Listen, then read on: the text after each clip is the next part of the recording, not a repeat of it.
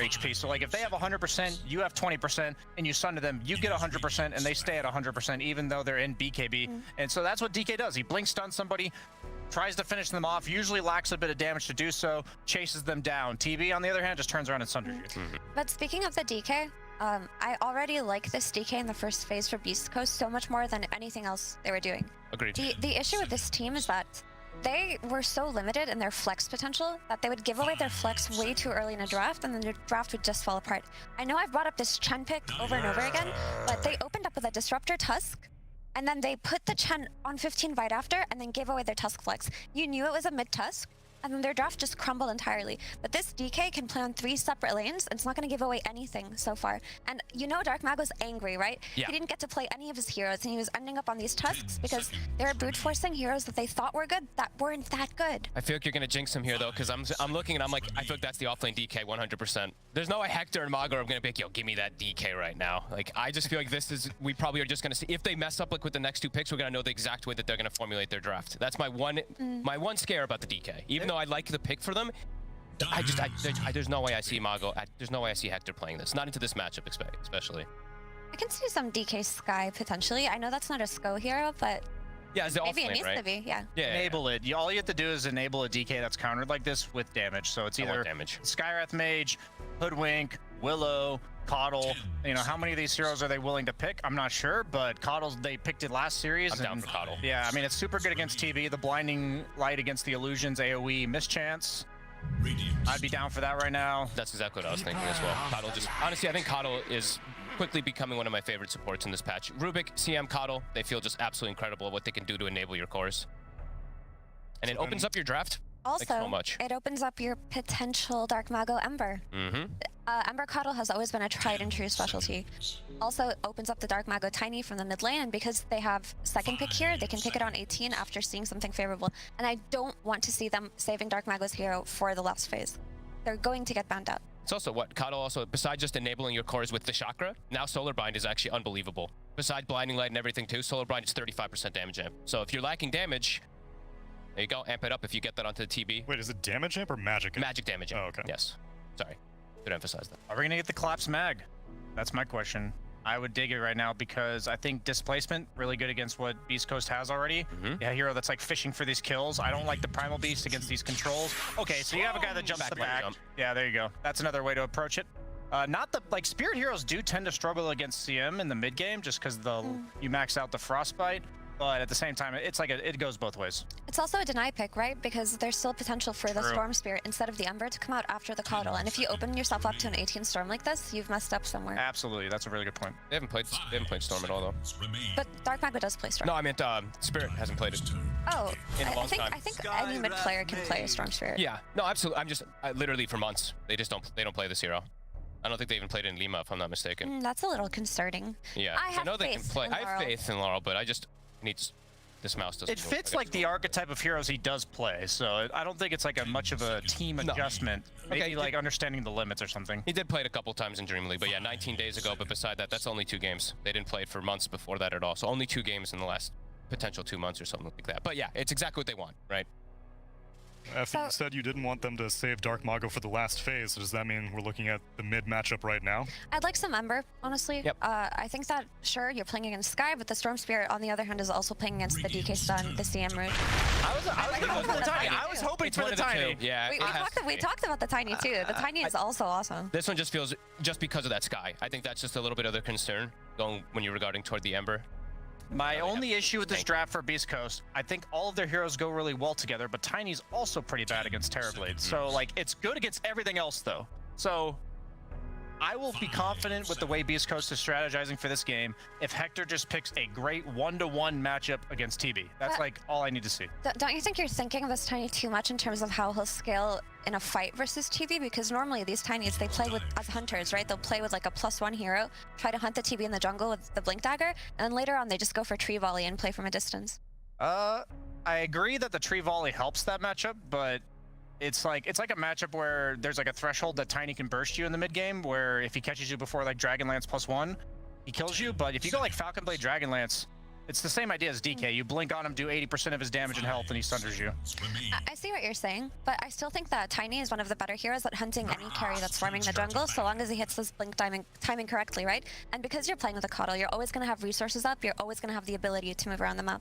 So maybe that's what they're banking on, and they're just going to pick a good matchup for Hector in the end. What is this good matchup, though? Well, they'll know it. Troll would have been a good one. Troll? Like, not. I'm saying Troll's a good against TB. terribly. Yeah. Yes. Exactly, but It's not necessarily the best against silences like Skywrath Mage, but maybe Troll's specifically good against whatever offlane they're looking to pick. Because remember, Team Spirit has to pick first here. Yep. They want to pick a stun, probably, that synergizes with Sky and lane. Exactly. They need to enable this guy. This guy has a lot of damage that he can output to take out things like DK and Tiny, but there's nothing here to enable it so far. But the problem is the heroes are banned out. I mean, normally you'd say Collapse Mars, right? But it'll just get counterpicked here. is Beastmaster still in the... Yeah, I was thinking Beastmaster because Troll's really good against Beast. Yeah. So, like, I think they're banning to protect the Beastmaster right now, and it's insanely good with TB. It's insanely good with TB. These bans are protecting it. I almost hope Beastcoast sees it, because I'm pretty sure a Beastmaster's coming out on 9. Yeah, Beastmaster looks unbelievably good. So it's not A Centaur necessarily... would have been good too. That was a good call by Beastcoast to ban it out. I know I have been nerding out like crazy, but Tiny's worst matchup in all of Dota is Terrorblade. Is it not Phoenix? It is. It is literally Terrorblade. It's Terrorblade, and then Phoenix is probably like probably down the list just because it's just board hero, right? So Mostly. they really have to have Hector's hero match up well against TB. Like, I can't emphasize that enough, because the supports, they have good control, they have good poke, but somebody needs to finish this guy off. That's like my problem here.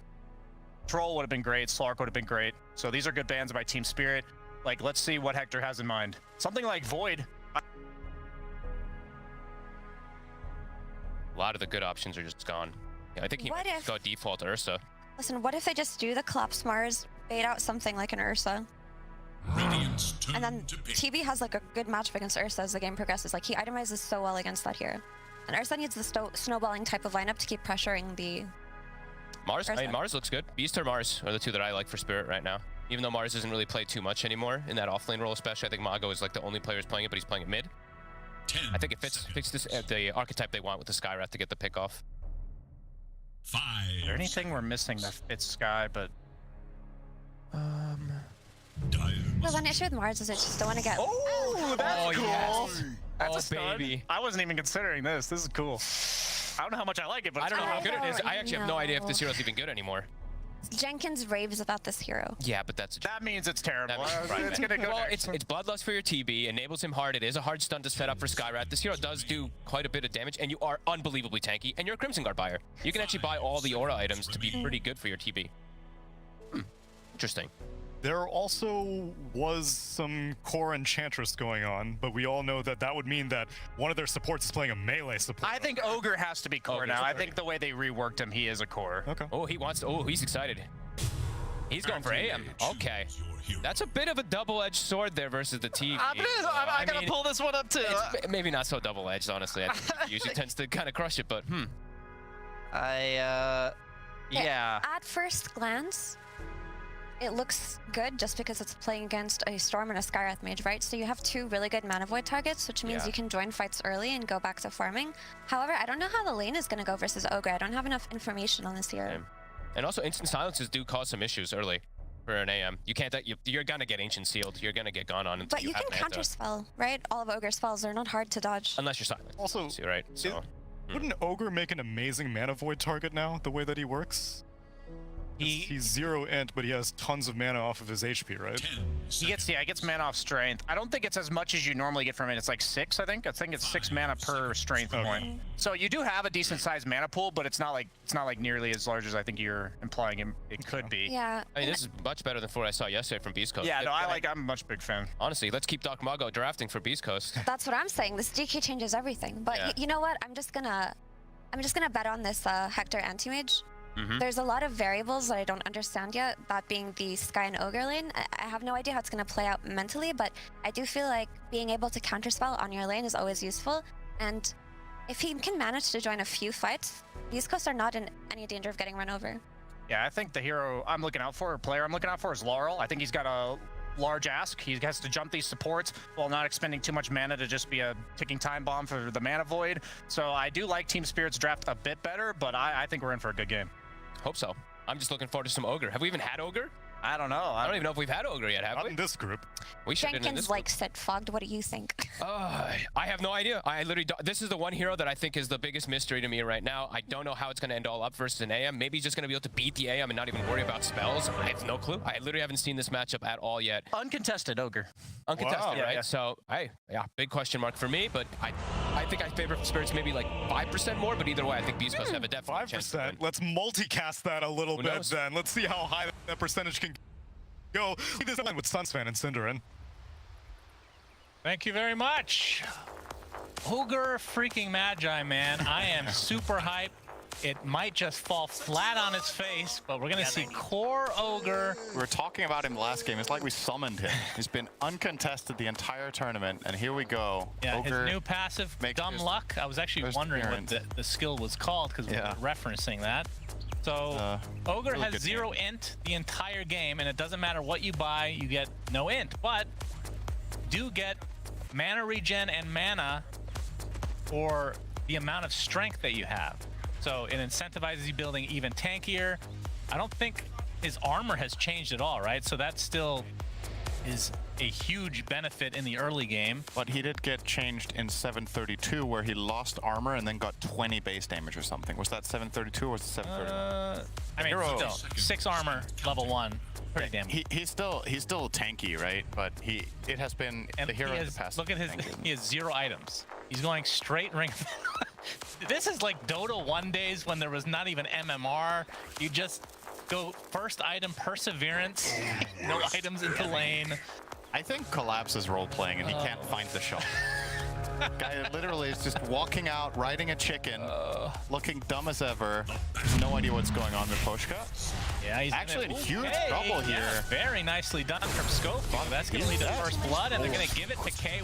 K1. That is bad news bears if you're a Spirit fan, and might get a little bit more damage onto Mira. He's pretty damn fast on the Skywrath Mage, but still takes a heavy beating. Okay, let's talk about the matchup. We'll get to the Ogre a little bit later because I want to talk about it basically the entire game. But AM, obviously late game, amazing against Storm Spirit. It's like the hardest counter in terms of if you can get the Mana Void, it just kills everybody.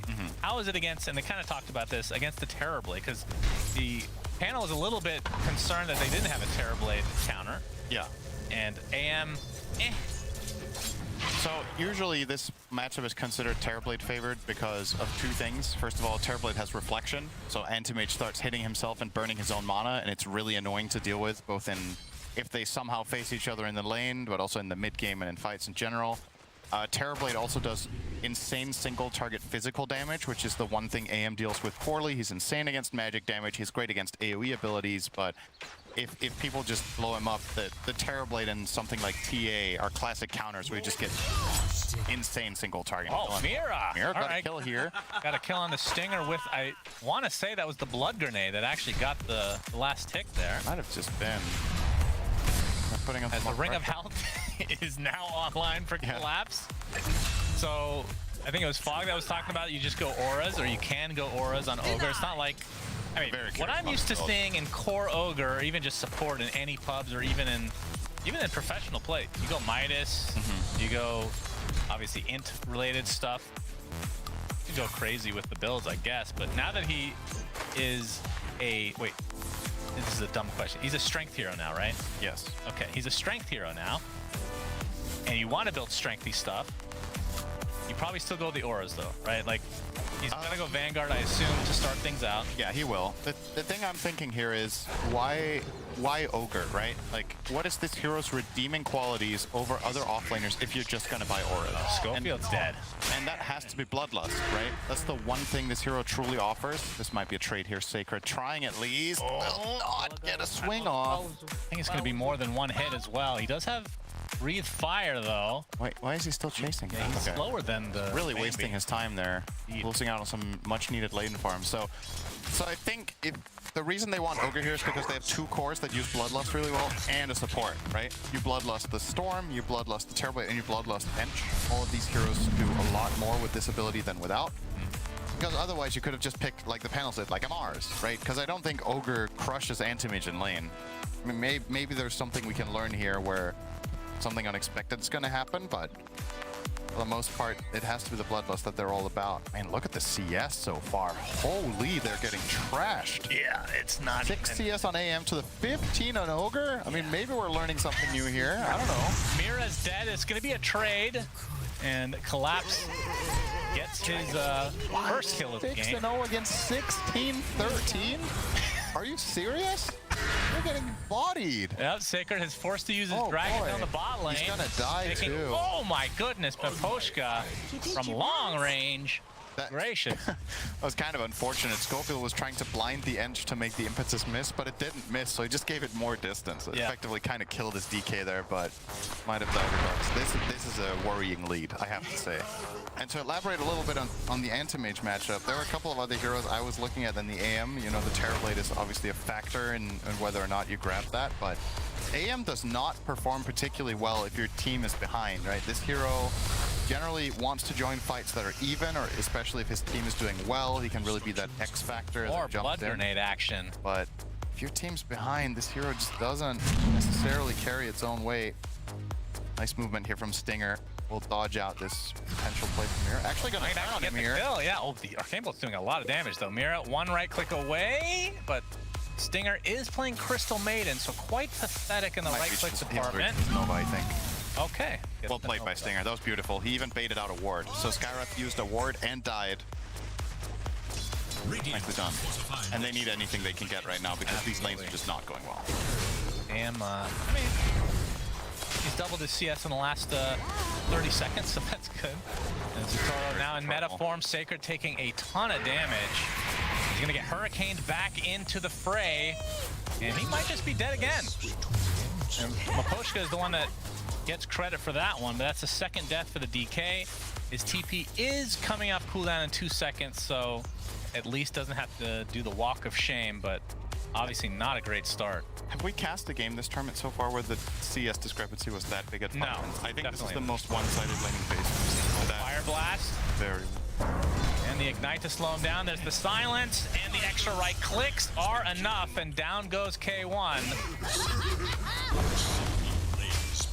Schofield very least gets the enemy courier. As the panel said, though, Beastcoast do power up when they're behind. Yeah, that's so maybe this is all by design. But AM, like you said, is not a great from behind type of, unless you get like a big mana void or something crazy. I had a strategy meeting last night. They're like, okay, guys, how do you want to play against Spirit? And then Dark Mago was like, I will draft and we will lose our lanes. And then we'll go. And everyone was like, you know what? Our win rate when we lose lanes. Great. So let's do it. I have to say, though, I feel like this is not... 6-minute rune's gonna be pretty important here. Maposhka gets off the enchant to slow down Dark Mago, but he gets the help from Coddle. Avatos is there, but Maposhka is certainly gonna live through this. The shield rune's in the top lane. Maposhka does not certainly live. He dies. Cinderin. Thanks. Yes. Mira, Dark Mago gets another avalanche, and that is gonna lead to the second. I'm not even gonna say this. Second kill for Dark Mago. Marl does get the bottle of the rune, which is what he was originally intending, but it cost him 2 of his teammates, so not ideal for Spirit. Very good rotation from the support here from Beastcoast to get something done, and this is the only hero you can play around right now. You need to play around Dark Mago because your 2 side lanes have lost and they're not strong heroes right now. So the Tiny is where the action's gonna be at. But we'll survive this. So Collapse. Let's see. So he is sitting on 39 and 14 CS. he will go Midas after Vanguard. Okay, he still goes Midas. Interesting. All right. I mean, it is the most value Midas hero you can possibly get it on, right? So. Oh, Fire Blast actually connects with the multicast. K1 has to be very careful. Hasn't been able to get off the proper counter spell in order to reflect. Beastcoast will lose Stinger in the bot. And I feel like these lanes, so obviously Beastcoast are doing a little bit of damage control here, or whatever you want to call it. They're kind of staying afloat at least. I don't feel like from a theoretical standpoint their lanes should be getting this crushed, right? Like, I would say the panel would have also talked about this more in depth if they were like, okay, these lanes just can't hold their own. They're just being very outplayed, right, in the early laning stage, or either that or there's something we just don't know about these matchups. But the early advantage from Spirit is definitely Mago, he finds Makoshka, flips him with the avalanche toss back into Schofield. Finding lights there as well. That'll lead to another death from Makoshka. So Beastcoast able to find a little bit of action here, but they are down 3K at the 8-minute mark. And Laurel, Didn't Makoshka have one? He had 11 one charges. oh really? Oh, if I didn't see that wrong, then you have one. Yeah. Maybe he was expecting not to die from the tree throw and he wanted to bait them in further. Anyway. Let's see his first Midas. Let's see if he can get a multicast. Yeah, this is important. Oh, that's a big, juicy stack, too. Might be looking for the kill on K1 instead, but yeah, that's too juicy to Gorg pass. very triggered. Oh, Right. oh, It's a one. At least it guarantees a neutral. Yeah, and if you multicast, you get more neutral. That's right. Very important. Wait, so what's the chance on multicast right now? You tell me. 75% plus 1% for each 20 strength. So he has 77%. Right? I'm surprised that doesn't update in the tooltip. Yeah. So he got bad luck. So I got very unlucky there. Stinger, that's another blood grenade. Man, need more blood grenades this. I feel like there needs to be a bigger effect, like a big splatter. You know, somebody screaming. Oh, my blood! That's the thing. There's that standard stock sound that tons of movies and video games use. And K1 is still silenced. We'll be able to blink close to the Lotus He's okay. Fountain, which will now be channeled by Collapse.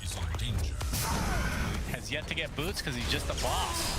Koshka is gonna get stuck in between two heroes, but Sacred, he's the one. He's in dragon form. Actually goes down to Laurel. Bad news for Schofield now getting chased by the Bambi. Nice Mana Void coming in. That's an early rotation from K1. It's not enough to lead to a kill. Sunder actually applied the Dark Mago. They do find the kill on the Storm Spirit, so very important turnaround here for Beastcoast. Avalanche onto both heroes. Now the right click onto Yatoro. Not going to get clipped by the Illuminate. Unfortunate if you're a Beastcoast fan, but they still find another kill. Yataro's getting extremely low, just trying to get something out of this before the inevitable death. Triple kill, Dark Mago. Holy, they actually all survived that. That was insane. I was sure this fight was going to go wrong for Beastcoast, but... Oh, they lost CN. Huge Mana Void from K1. Yeah. Just set it up, and Tiny playing on the absolute edge. I guess also worth noting, Collapse didn't show up, right? So that was actually a 4v5 the whole time. Yep. Wonder why he didn't gate down there. I think that could have potentially swung everything around, but yeah. Well, he's Ogre. He's low int. Yeah, he probably can't navigate the portal. He'll get lost. Yeah, what if that was part of the lore is channeling stuff takes longer for you? Like twice as long. Opening Wow. a door is just... Ogre TP top on there in 10 seconds. Yeah, that's That's next patch. oh boy. After we find out he's beyond brokenness. Oh, yeah.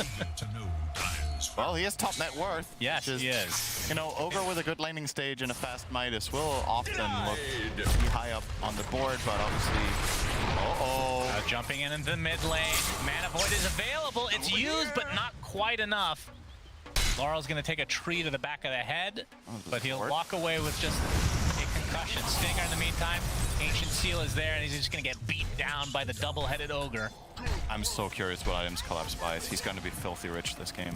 I mean, how much do you prioritize going for things that multicast, like the sheep stick type thing? I mean, obviously you're not going to go that first item, but...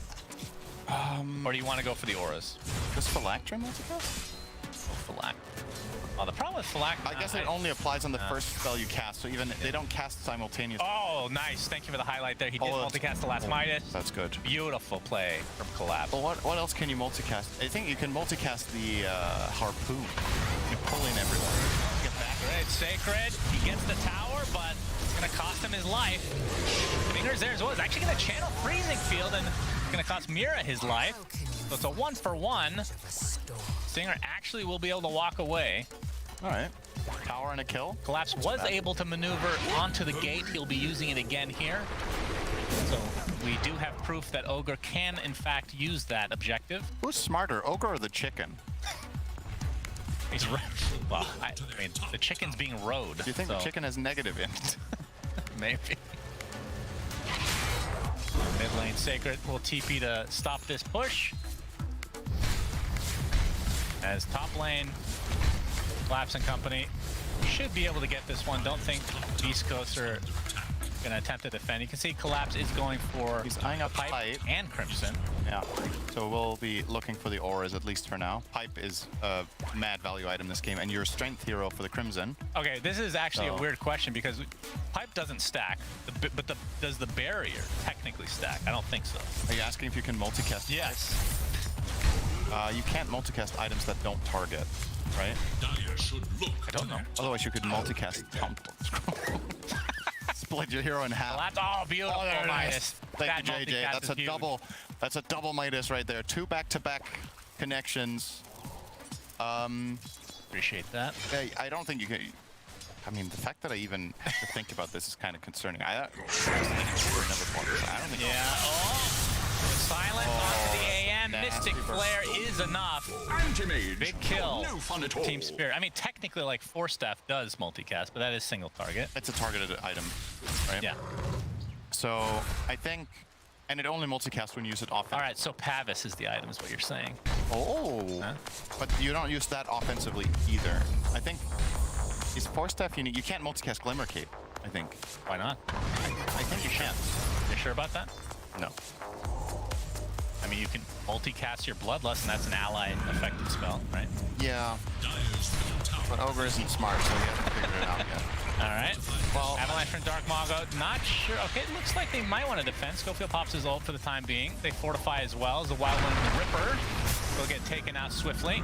worth keeping in mind about Ogre, he has one of the best strength gains in the whole game. It's 4.2. So Hold on. as You're going to have to hold time that goes thought, on- Cinder. The Midas is about to be off. Okay, cooldown. yeah, 5 watching seconds. that. Okay, I had 3. another 10 seconds left actually. To 1 make my second. point, but just- And yeah! Oh, slams it home. Beautiful. Sorry, go ahead. Yeah, so Ogre gets a lot of. Okay, Oh, let's watch this replay. Yeah, gotta make sure we get this. It was 2. Yeah. So over time, Ogre just acquires a lot of passive strength from leveling up, and that means Crimson Guard on this hero is obviously incredible. If you do use him as an aura hero anyway. It looks like he wants to finish the Pipe first, which I think is the right choice. You want to counter the Tiny, you want to counter the Crystal Maiden Pottle damage. Dark Mago, he finds the Edge, and Sacred finds Storm Spirit. That's a Dragon Tail into a Frostbite. Freezing Field as well, and that is a big kill for Beastcoast. The Poshka looks to be next. Actually used Mana Void, surprisingly. Yeah, play a value spell this game. And what is he buying on AM? So it still will be the Battle Fury. Went for the casual Ring of Health first, actually. No. Oh, and you multicast. Fire Blast! Okay. Mystic Flare. Spell Shield 3. If K1 has a standard aggressive build here, I think he dies. He went 1-4-3. And he has the strength talent on level So 10. just to be clear, he did go Ring of Health in lane? Yes. Okay. And he didn't forget how to build Battle Fury. I think he was maybe considering Vanguard, but I think the lane probably went too badly, and he was like, my Battle Fury will be too late, maybe? And now he's well, that- compensating for it by taking the strength talent, which is, as you can see, doesn't get picked as often, only a quarter of the time. Oh, that's a big rune for Laurel. Schofield not able to deny it. Yeah, not too far away from the eventual Battle Fury. And He's got I some mean, ground to cover, though. you can turn that Ring of Health into something later, I suppose. Marathon has to run away from the Terrorblade to conjure images. Good sign. Yeah, we talked about that with the Battle Fury build. The Cornucopia makes it so much harder to actually build. Yeah, Because you don't get like these beautiful items like the Ring of Health in lane. the value for acquiring this item is definitely bumped down a notch. But it's online. 16 minutes, 6.5. Not the best time, not the worst. Yeah, it's okay. He's surely got some catching up to. I'm still just curious. I know we've talked a lot about Ogre. I'm just very curious what his next item is. Like, what do you get after Crimson? Because he's been eyeing up these 2 auras. You know, it's pretty standard. You're an offlaner, you have strength gain. You're going to buy Crimson this You pack. gotta buy the items for the team. You gotta be a good boy, Yeah. and then you can be greed boy. So, I mean, do you think they need initiation? I mean, they have Storm, yeah. but typically an offlaner will be a pseudo initiator as well, which he is not.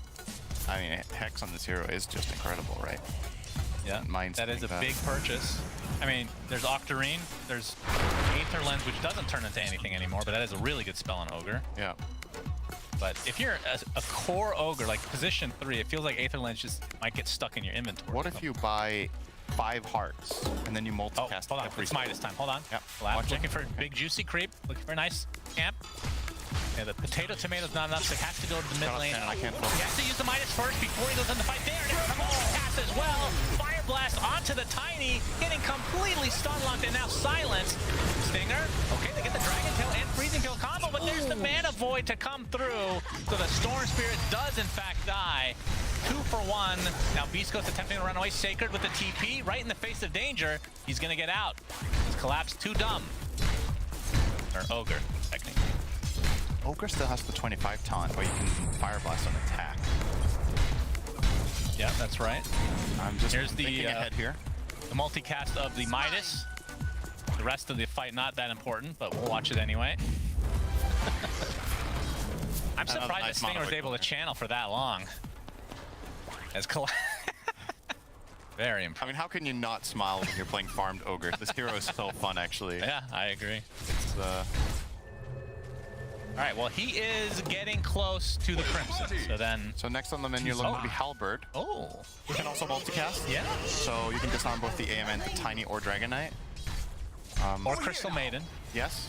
You don't choose who you multicast on, That's right. of course, so you're right. What's the search radius on multicast? See that. I think you can't multicast on heroes that are outside the range that you could have targeted them anyway, right? I would assume so. Or is it big? I actually don't know this. Oh. Because it's kind of relevant. If you're not in range to disarm the enemy carry, maybe you could just disarm someone else and hope for a multicast, right? He's far away, but I don't think... I think it's the same. I mean, are you surprised that... I mean, he does have Heart technically queued up for later. Yeah. I mean, I guess you do get some good strength out of the Halberd anyway. It's a very tanky item. Or utility. I guess it's a good compromise. You become stupidly hard to kill as well. I think people a lot of the time overlook the defensive aspects of Halberd and just focus so much on the disarm, but the other stats that this item gives the evasion is really... When you're a frontline hero with 2 auras, like the Crimson Guard and Pipe, getting Halberd is insane EHP because you get evasion on top of flat HP, and the flat HP just has so much more value when you have the Pipe, so... Sacred is a dragon, looking for the deer. He's fast, She's though. faster than the flying dragon. Yeah. Would you believe it? I think it's pretty accurate with real-life lore as well. I agree, because dragons are dead. Yeah, and deers live and are fast, so that is true.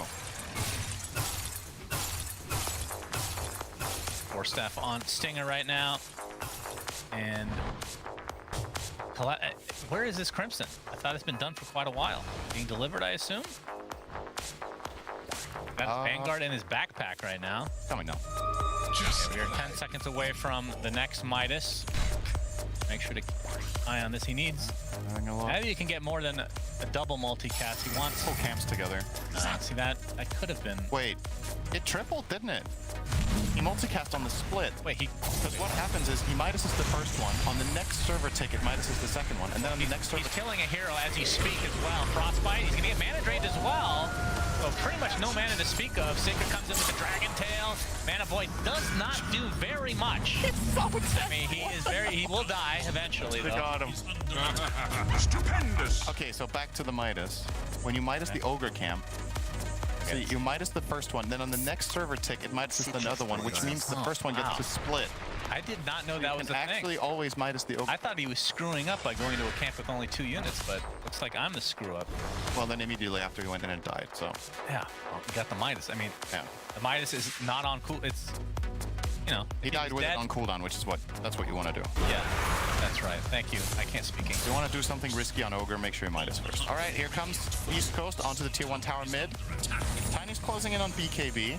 Caudle closing in on Glimmer.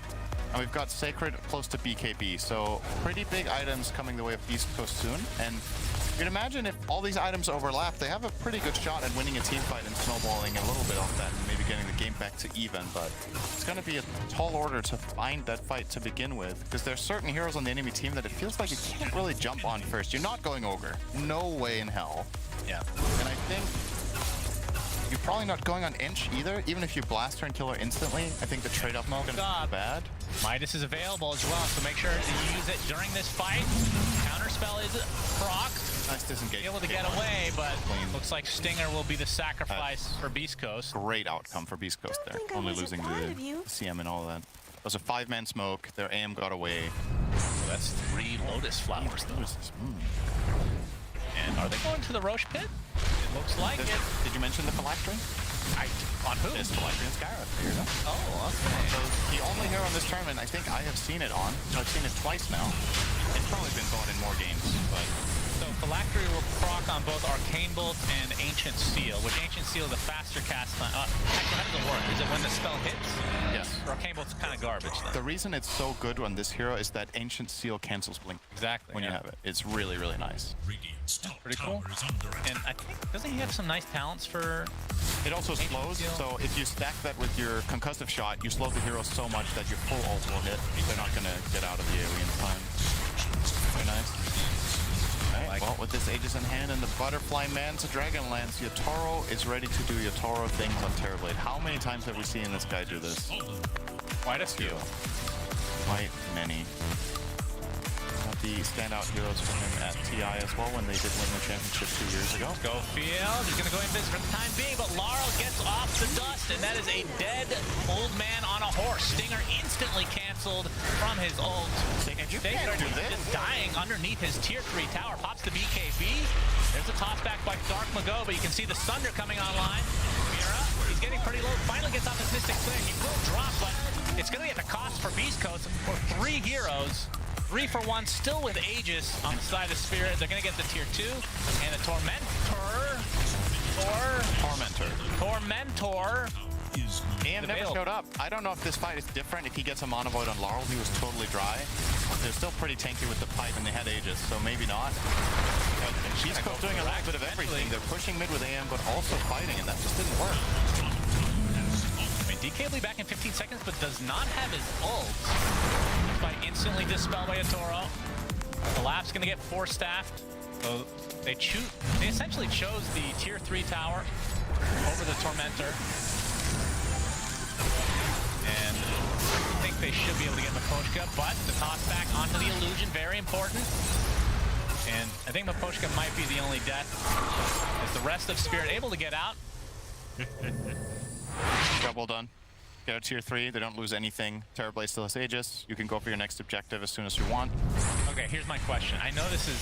I think I know the answer. I think the tier 3 is worth it.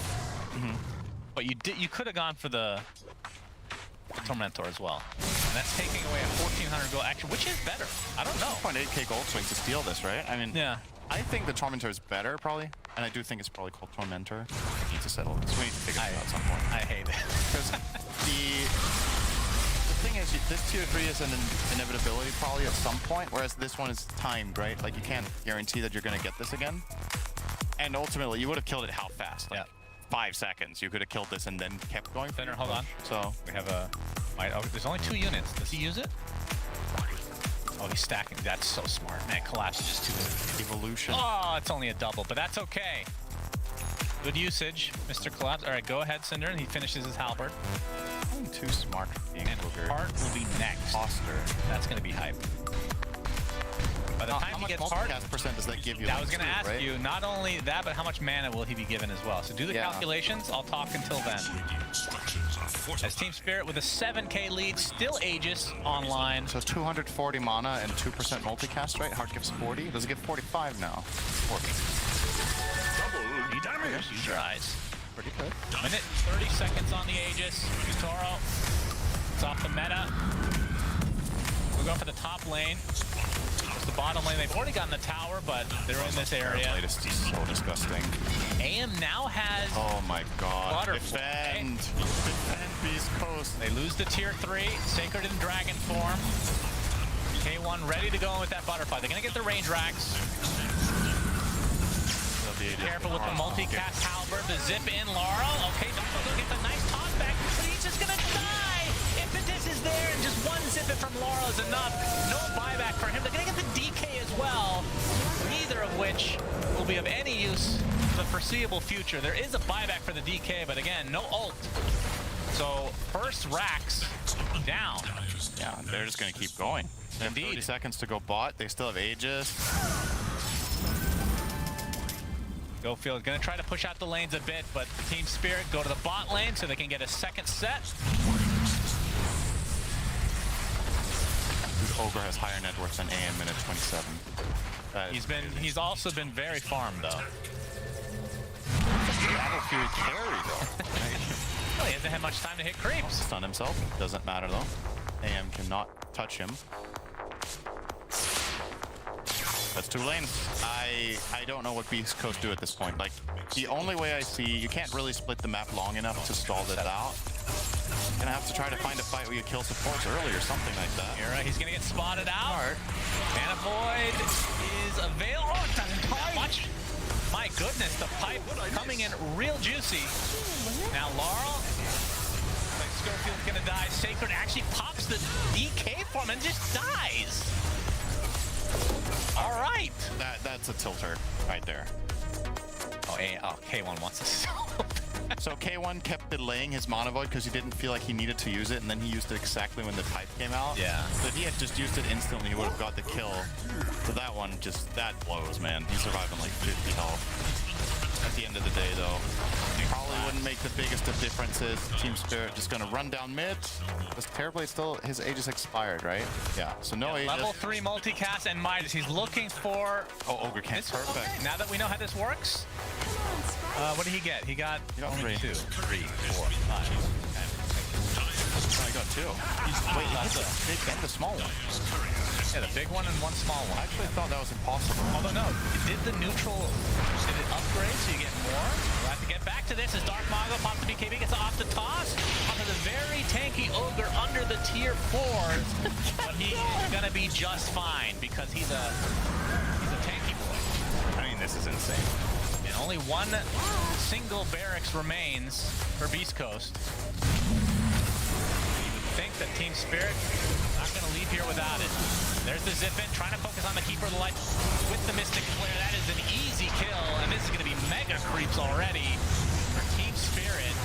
Now they focus on the AM. Even easier kill. 70 seconds of no AM, which will cause the GGs to come out. Team Spirit. GG, and you know what we say? Game over, Janet. That's what we say right there. What a game. Amazing. Very nice. That was cool. We get to see Ogre's first game, 100% win rate. Clearly mega overpowered. Cool strategy from Spirit. I'm really impressed.